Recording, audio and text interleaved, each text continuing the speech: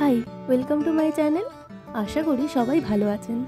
দুর্গা পুজো, লক্ষ্মী পুজো, কালী পুজো সবই শেষ, আর এর সাথেই বিয়ের সিজন শুরু হয়ে গেল। বিয়ের সিজন শুরু মানেই বিয়ের নানা অনুষ্ঠানের জন্য ব্লাউজ ডিজাইন করাও শুরু। যদিও এখন জগদ্ধাত্রী পুজো বাকি, তাও এটাই আমার প্রথম ব্লাউজের উপর টোপর ডিজাইনের কাজ।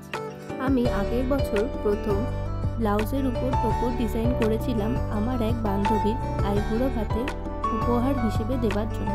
তারপর আরও অনেক টোপর ডিজাইনের ব্লাউজ করেছিলাম, এক একজনের এক এক রকম চাহিদা অনুযায়ী। কিন্তু তখন একটাও টিউটোরিয়াল ভিডিও করা হয়নি। সম্পূর্ণ ডিজাইনটি করার জন্যই আমি সোনাই কোম্পানির তুলি ব্যবহার করেছি, আর কিছু সময় সাদা রঙটাকে একটু পাতলা করার জন্য মিডিয়াম ওয়ান ব্যবহার করেছি। পুরোটাই কলকা ডিজাইন দিয়ে করার চেষ্টা করেছি। আমি ব্লাউজগুলোকে আলাদা করার জন্য কলকাগুলো একটু আলাদা করার চেষ্টা করি, আর ব্লাউজে কাজ করার আগে ব্লাউজটি একটু আয়রন করে নিলে কাজ করতে অনেক সুবিধা হয়। যাই হোক, পুরো কাজটি সাদা দিয়ে করলেও হাইলাইট করার জন্য লাস্টে হলুদ ব্যবহার করি। সম্পূর্ণ ডিজাইনটি কেমন লাগলো অবশ্যই কমেন্ট করে জানাবেন। টোপর ডিজাইনের অনেকগুলো ব্লাউজ আমি করেছি, সেগুলো আস্তে আস্তে আমার চ্যানেলে আপলোড হবে। সেগুলো দেখার জন্য অবশ্যই চ্যানেলটিকে সাবস্ক্রাইব করুন।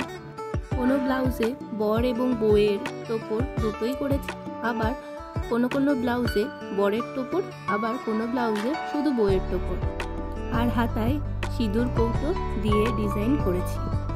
ডিজাইনটি খুবই সহজের মধ্যেই করেছি। যারা বিগিনার্স আছো তারাও চেষ্টা করে দেখতে পারো। কলকাগুলোকে সুন্দর করে করার জন্য খাতায় প্র্যাকটিস করে নিলে ভালো হবে। আমিও কোনো ডিজাইন প্রথমবার করার সময় খাতায় একবার একটা রাফ স্কেচ করে নিই, তারপর ডিজাইনটি ব্লাউজের উপর করি। ব্লাউজ ডিজাইন সম্পূর্ণ করে রং শুকিয়ে যাবার পর ব্লাউজটিকে উল্টো করে একবার আয়রন করে নিলে রংটি অনেক দিন টেকসই হবে। যাই হোক, আমার চ্যানেলে কিছুদিন আগেই 500 সাবস্ক্রাইবার কমপ্লিট হয়ে যায়, তার জন্য অসংখ্য ধন্যবাদ। যদি সম্পূর্ণ ডিজাইনটি ভালো লাগে অবশ্যই লাইক করবেন। আরও এরকম নতুন ভিডিও দেখার জন্য চ্যানেলটিকে অবশ্যই সাবস্ক্রাইব করবেন। সম্পূর্ণ ভিডিওটি যদি ভালো লাগে তাহলে প্লিজ শেয়ার করবেন। Thank you for watching.